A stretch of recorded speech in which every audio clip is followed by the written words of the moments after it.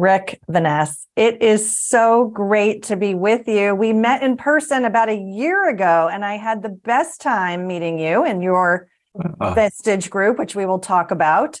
And I wanted to welcome you to Succession Stories. So I'm glad you're here. Well, thank you, Laurie. It's wonderful to meet you. And I want to say that you had a big impact on both of my groups. And I know you're working with a number of folks, and it's really important work that you're doing. So I want to thank you. Oh, thanks so much. You're welcome. Let's start with you and Vestige. Our audience might not know what Vestige is, and they might not know what a Vestige chair does. So why don't you explain for us what Vestige is all about? Absolutely. Yeah, I'd love to tell you the story. So Vestige is actually the oldest and largest CEO organization in the world. Started 65 years ago in Milwaukee by a fellow by the name of Bob Norse, who was a small business owner who made a decision that went the wrong direction. And he decided to invite 7 friends, fellow business owners, to lunch to talk about what happened. And when he did, he realized that, he appreciated their feedback and recommendations, but it was the questions they asked him about his issue. And he said, boy, if we had had this conversation 4 or 5 months ago, I wouldn't have made the decision I did, and I probably wouldn't be facing bankruptcy. And he said, oh, thank you. I'll pick up the tab. And one of his colleagues said, wait a minute, I want my turn in the barrel. So they said, well, let's get together next month, same time, same place, and you talk about your issue. And that's Vestige. So here we are 65 years later, 45,000 members worldwide, now in 35 countries, doing that same thing every month, meeting for a full day a month. And I also meet one-on-one with each of my CEOs for about 90 minutes, doing executive coaching, business advising kind of work as well. So it's a great organization and a lot of fun, frankly. It's an amazing organization. I've had the privilege of speaking to over 20 groups over the last couple of years. Each group is unique, but one of the things that I find in common is these are continuous learners. People who are in Vestige, CEOs or the second in command type of folks, COOs or the others in the executive team from a developmental standpoint, they have a built-in advisory group. And isn't it special that you can get out of your head, right? It's a lot of CEOs. I know when I was a CEO, I was in my head a lot. I didn't have anyone to really talk to because you can't truly be transparent on all facets. And whether it's with your spouse or whether it's peer group, how do we find these people? How do we actually open up? And Vestige gives a wonderful forum for that. Yeah, it really does. I think you said it well. And all of us, they refer to us as chairs. So all of us Vestige chairs work very hard to create a safe space, a place where people can be vulnerable. That's why we have no competitors in the same group. And it's so that people can come in and talk about what's really going on. Sometimes it's personal issues. And as we all know, what's happening at home, we bring to work and vice versa. So, and it's the kind of conversations that sometimes you can't have even with family members. I'm thinking about succession. I'm not sure my son or daughter is ready for the job. And here's what I see going on. What thoughts do you have? So it's those kinds of very confidential, personal conversations about owning and running a business that you're with 12 to 15 other small business owner CEOs and hearing their insight because they're living it too. They're living it too. Yeah. Yeah, it's a shared experience and it's a way to get input. So what is something special that you try to do with the Vestige groups when it comes to helping them think about growth?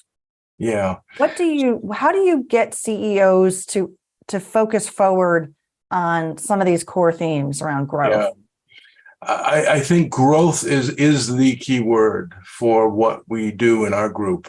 And it really starts with business growth. And so each chair has certain criteria we're looking for members in our member selection process. And one of mine is business growth. And there's several reasons for it. One is it is a common theme for all of my members. I'm looking to grow, even nonprofits. Nonprofits are looking to grow just as much as a for-profit business. So growth of the business is really core. And that leads to the second type of growth that most of my CEOs face, and that is organizational growth. And so as a business moves from a $3 million to a $30 million to a $300 million business, the role of the CEO changes dramatically. And if you've not done it before, you may not be aware of how that role needs to change, the role that you are in as CEO. And so a lot of what we talk about are ways in which you grow your business, what markets you might explore, what acquisitions you might explore. Do you have the right key people around you? And so that leads to organizational growth, which is you as a CEO and the people that report directly to you. So, at what stage do you move from an accountant to a controller to a chief financial officer who's providing you strategic advice? And that clearly has to happen. The third area of growth is personal growth. And so with those two things come the realization that, oh my gosh, I'm getting my own way. Why is that? Why am I standing in my own way? Why am I having a hard time letting go of the day-to-day work? We call it working in the business, and moving more of my time to working on the business.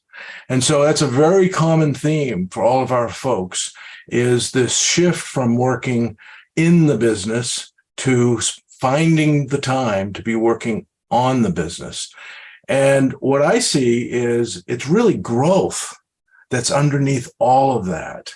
And those CEOs who can make the shift, who can see the business opportunity, who recognize the organizational opportunities, and it's tough. You have to maybe take your own pay cut in order to hire someone that can help grow your business, and then that personal growth element.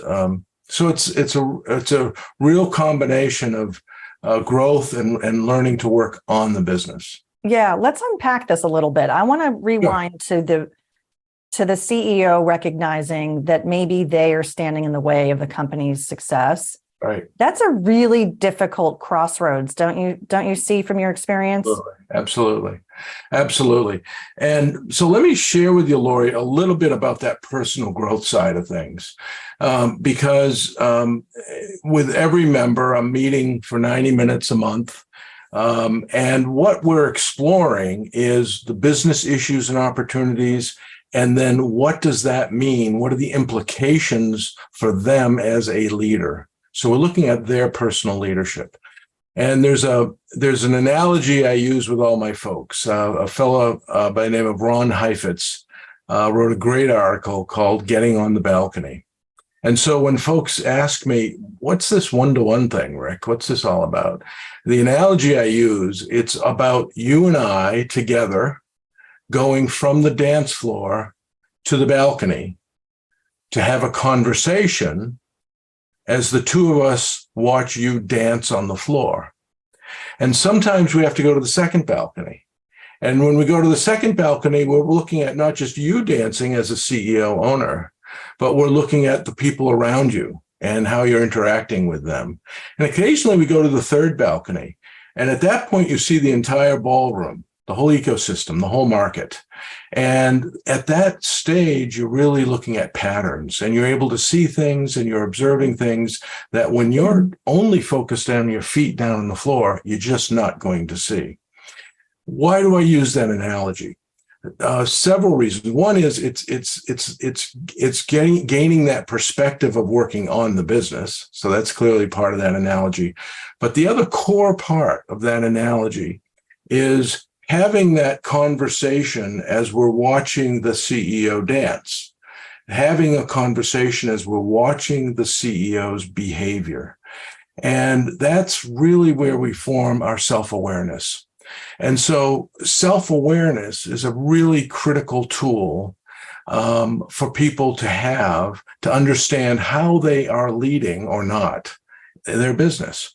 And so what I have found is some people, self-awareness is real easy. I don't, maybe, where they got it, I don't know, but they very quickly understand how they are behaving and what they are saying all of the time in the moment and can respond and adjust accordingly. Other folks, it's just the opposite. And so a lot of my one-on-one work is really working with people to build that self-awareness so that they can see how, my gosh, every time there's an issue with a client, guess who jumps in to save the day? Me. And sometimes it takes a while for them to even see that they're doing that, as opposed to saying, you know what, I need a really top-notch client liaison who's going to take care of those problems.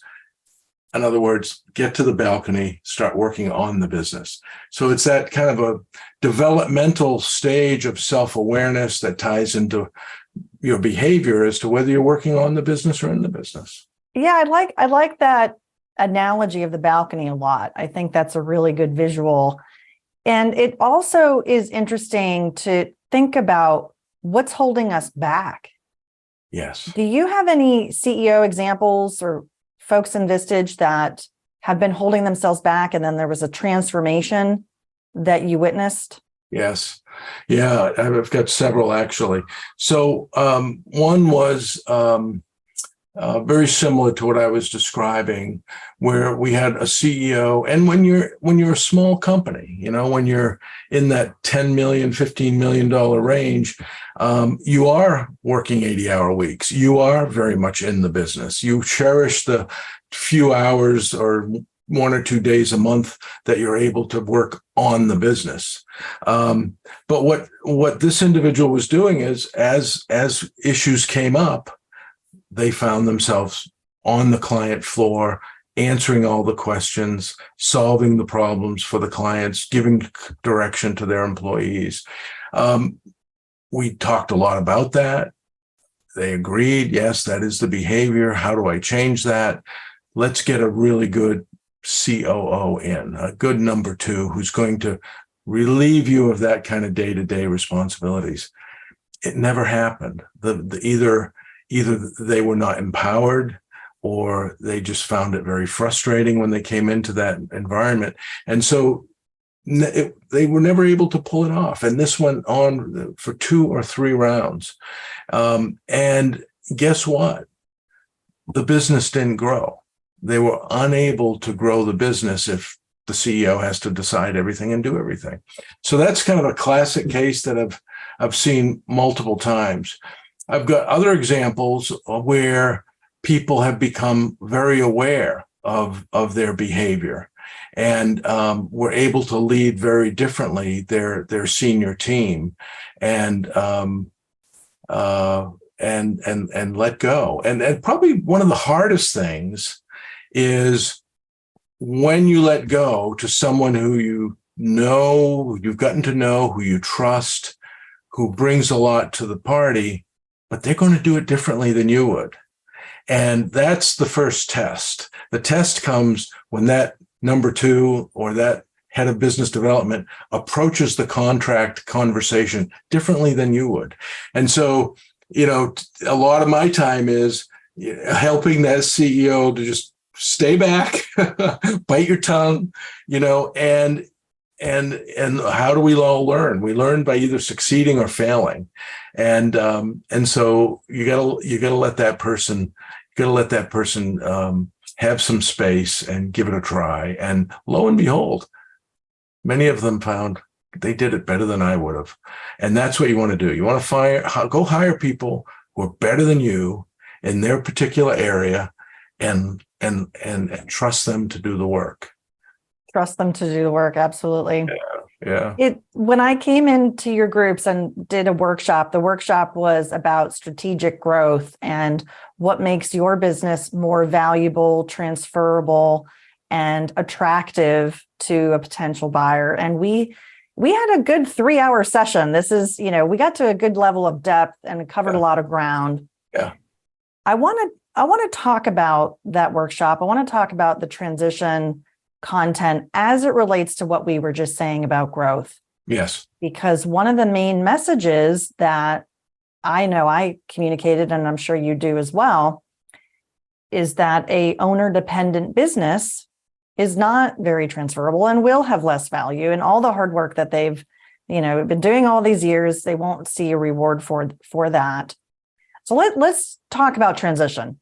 Let's talk about this idea of how can a CEO or a business owner think about growth in the standpoint of enabling the organization to thrive without them and position them for the future? Yes. Well, I think the light bulb for me went off in your workshop, Laurie. And what I've seen, we actually discuss in our group meetings, and I discuss it in my one-on-ones with my CEOs, is that just the notion of transitioning provides a framework that forces the CEO, and if they're a business owner, just even more so, it forces them into the third balcony, maybe the fourth balcony. All of a sudden, they're having to step back, not just about the business, but life. And they're looking at this from a very holistic perspective. What do I want to do? Where do I want to go? And so what I have found is that the transition discussion and putting together a strategic transition plan, just like they have a strategic business plan, creates a conversation with my CEOs that is helping them to go to the balcony, helping them to work on the business and get out of the business a little bit. And when they start doing that, they start asking questions like, well, what is the succession? What do I want to do? Do I want to continue to own it, but really not come into work every day? Or do I want to hand it to a family member? Or do I want to create an ESOP? Or have I identified 2 or 3 of my people who I want to succeed? Or do I want to sell the business? So all of those are options, and understanding how those business decisions interrelate with your personal desires for the future in your life and your values is a really important conversation. And here's the good news.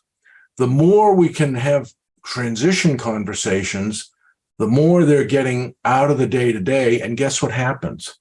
The business can grow because other people are being empowered and other people are taking on the responsibility, and you're thinking about the successor, and you're going out and hiring that really good one that you might have not spent that extra $50,000 a year for, and the business grows. So the irony is transition strategic thinking and planning helps you to grow the business because it's forcing you to be thinking at a much higher level and a much more strategic level than perhaps you were thinking. Yeah. And what I loved also about your groups is that there were people who were ready to roll up their sleeves and say, I'm going to take action. They learned something looking at people's feedback from the workshops. It's clear everybody learned something, but not everybody takes action. Right. One of the statistics you might recall, as I shared with everyone, is we are 42% more likely to achieve our goals if we write them down. Oh, and so who took the baton forward? A couple of folks, and we won't mention them by name. We'll protect the innocent here, but just to recognize them and give them a little shout out. I think we could just share these as case study examples of how can people move forward and not just hear my podcast and not just read my book and not just talk to other CEOs, but how do we actually do something?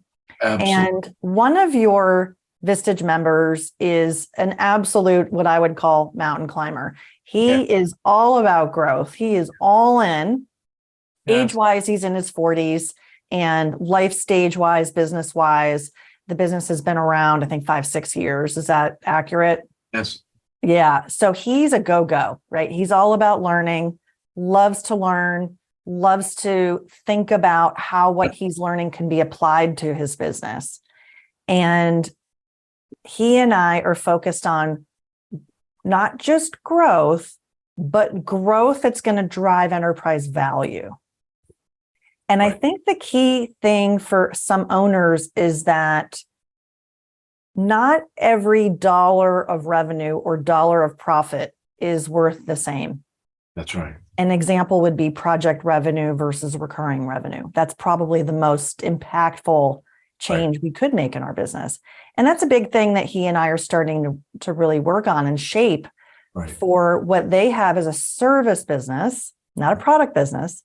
But how can we productize our service? How can we create a recurring revenue model? And we're at the very, very front end of these conversations, but I know his wheels are turning. And these concepts about creating enterprise value, people say, oh, well, I'm not ready to sell my business, so I'm not going to work on transition planning.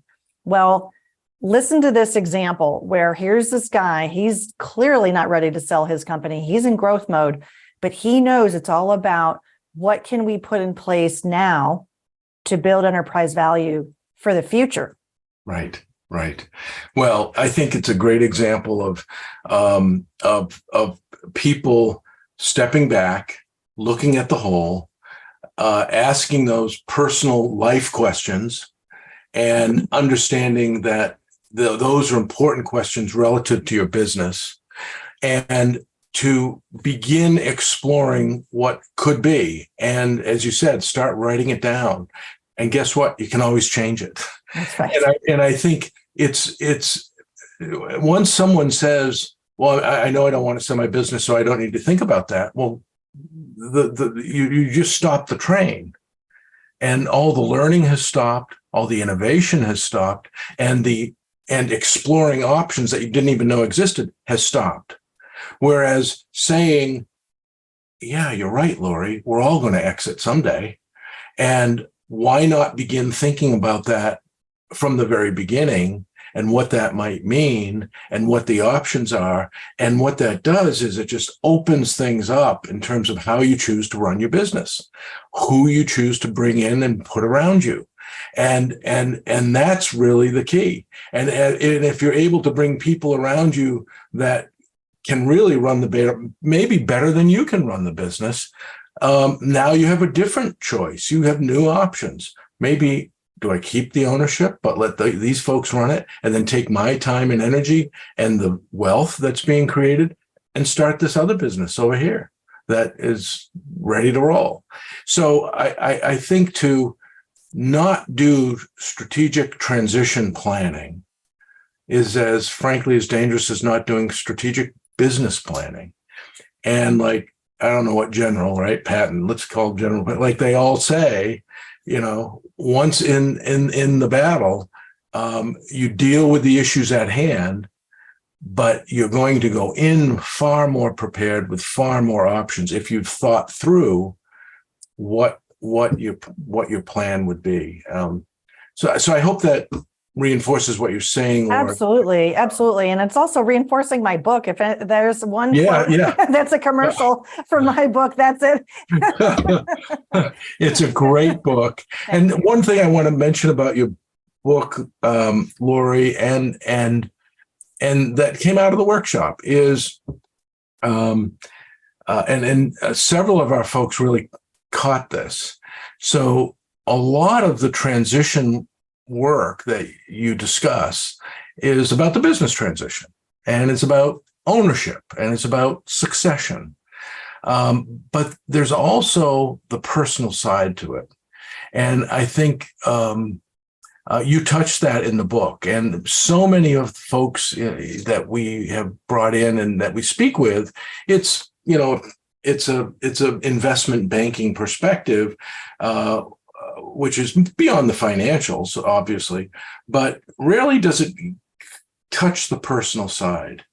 And I know another one of my CEOs that you're working with who has owned the business for 20 years is looking at, what do I do with the business? Could probably sell it to a vertical, could sell it to a private equity and get lots of money fairly quickly. But that's just not who he is. That's not his heart and soul. And so he's begun to explore this personal journey of transition with you and his wife. And I just, when I check in with him monthly and ask how things are going on, it's just such a powerful story for everyone else in the group to hear this linkage of who you are is a big part of not just how you run your business, but how you choose to own your business and what you choose to do with it. So I really appreciate the work that you bring on the personal side as well as the business side. Thank you. It's eye-opening for people when they start to talk about themselves. It's harder than talking about the business. Yeah. They're interrelated, of course. Right. But when I work with a client, and like the one you mentioned, and he and his wife, and I think it's a wonderful example too, because she's not an owner. He's 100% owner of the business. He bought out his partner. Right. But she's an owner and a partner in the purest sense. And I just love that. I meet with both of them at the same time. They're both doing their homework. They're both reading the book. So I want to give them a shout out for the true partnership that they have as a married couple. The exploration that owners have, not just with me, but with themselves, it takes time. And I do this for a reason. I say, look, this is a process that's going to take, 8-9 months, not just 30 days, for a reason, because we talk about something and then they think about it and maybe they change their mind and then we come back to it and we reprioritize.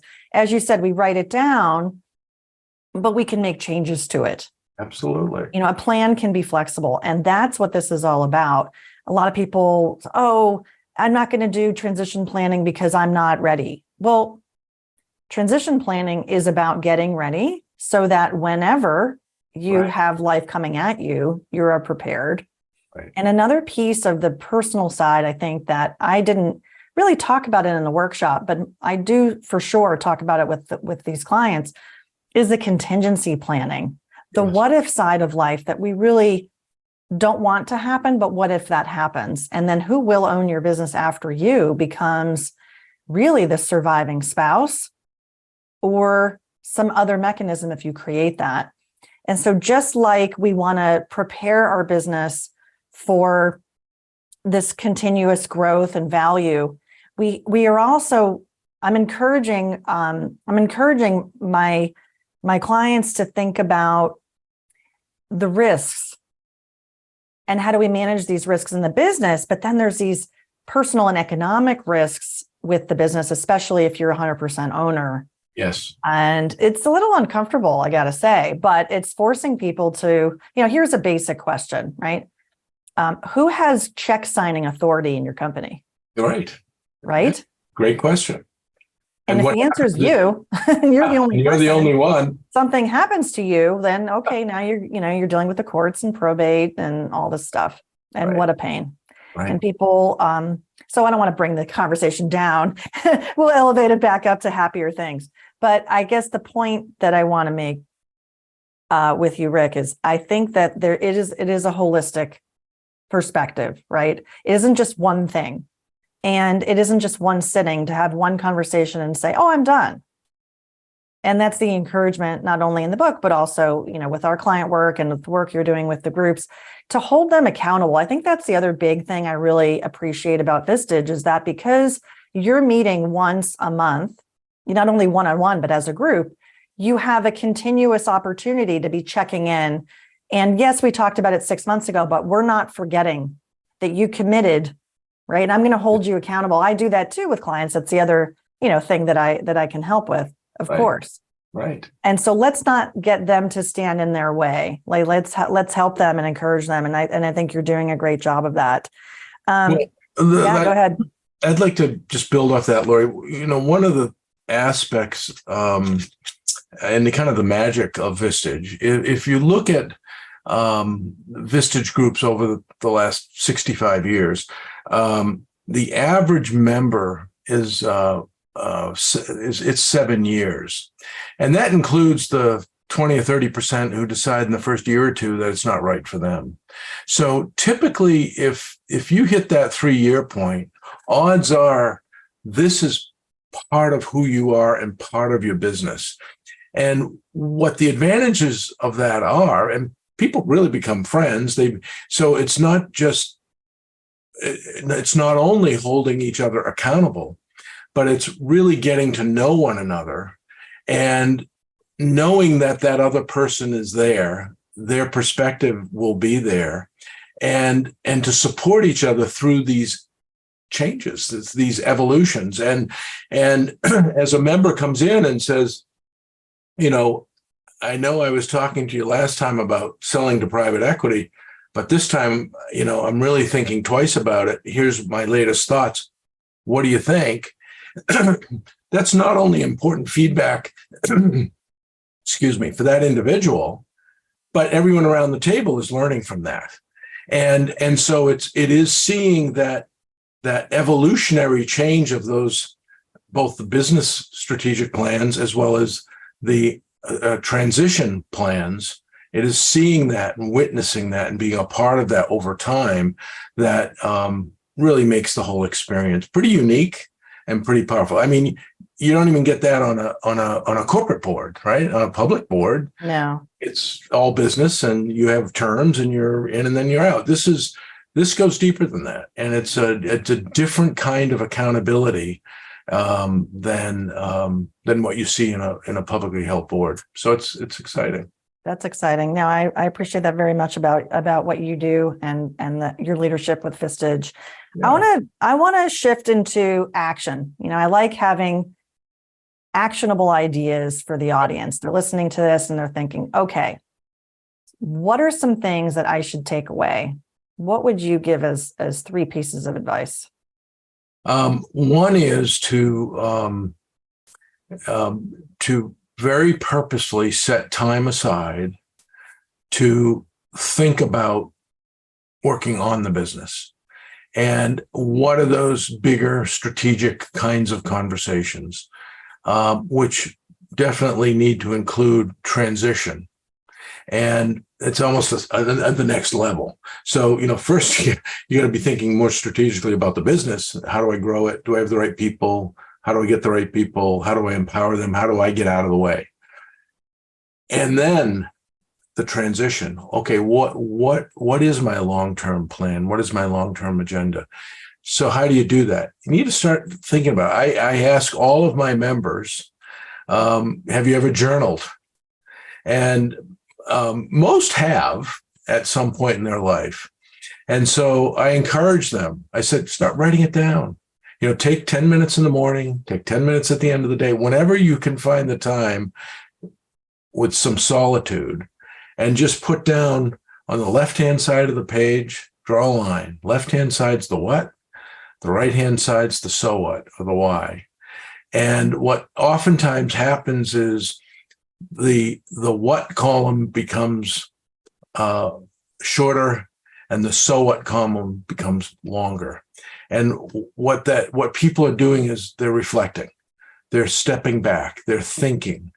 And all of the strategic conversations we're talking about are, huge parts are the so what. So number one action, take the time, think about it, write it down.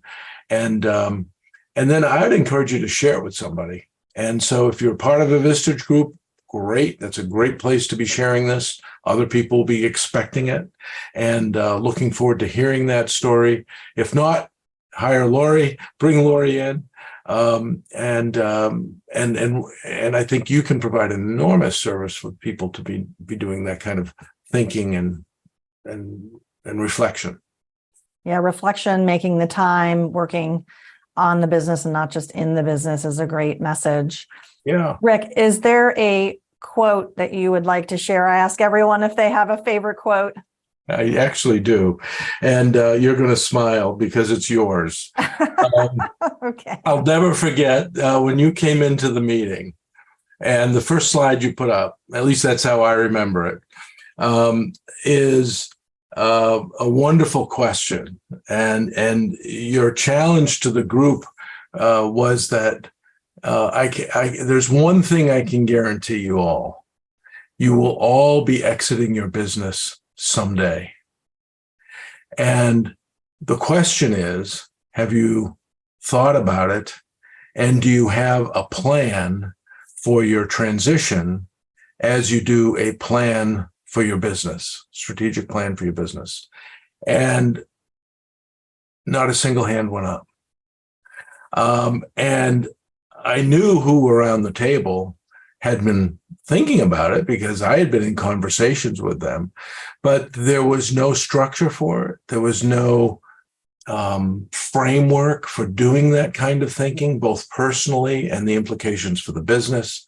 And I think what you're really providing, my members, as you meet with them, what you're providing in your workshop is that structure, that framework, the kinds of questions that we all need to be asking as we're thinking about the transition we want to make someday in our business. So that's the quote. Wow. One thing I can guarantee that is special. Yeah, no, it's Thank really you great for sharing that back. It's amazing when someone is quoting you back to you. Yeah, no, I mean, I'm serious. I have one of the questions I ask prospective members in the selection interview is I love to ask them, so what do you plan to be doing in 5, 10, 15 years? It is amazing how frequently there's a long pause and someone will say, I've never even thought about that. That we're all so busy in our day-to-day that I've never stopped to think about, where do I want to be? And so they really appreciate the question. And that allows me then to launch into how that is part of what we discuss. And here's why that's important for you. Here's why it's important for your business. And guess what? Unless you're starting to think about that stuff, your business isn't going to grow. So it's a little bit of a stretch because everyone's thinking, what's my sales and marketing plan? Well, that's important too. Right. But guess what? Growing your business requires you to be thinking about how you get out of the business, how you extricate yourself as the CEO from the business. And like we used to say to my old boss, I said, if we can get you on the golf course 2 or 3 days a week, we know things are going right. And the response was, you're absolutely right. Yeah. It's not because he wanted to play more golf, which he did, but it was really because that meant he could back away, and things were running really well. And guess what? His mind started thinking about what's next. So that was his reflection time, is on the golf course about what's next. Where do I want to take this business? And if he's busy dealing with issues, he's not thinking about that stuff, or she's not thinking about that stuff. And that's the role of the CEO. It's the unique role of the CEO. And no one else has the responsibility to do that. Others can also do it, and you can engage with them around it. But the only one who has the responsibility to be thinking about where's this business going is the CEO. And but you got to make time. You do have to make the time. Thank you for making the time, and thank you for being with me today. If people want to reach out and get in touch with you to learn more, what's a good way to do that? So my email, Rick.Vanesse at vistashare.com, would probably be the best way to reach me. Great. And I'll also include some links in the show notes so people can find you easily. Rick, thank you so much for being with me today on Succession Stories. It's always an honor to talk with you. And I want to say thank you so much to our listeners. Please make sure to hit subscribe wherever you listen, and please leave a rating and review. We really appreciate it. Rick, again, thank you so much for coming on Succession Stories, and we'll be in touch soon. Thanks, Laurie.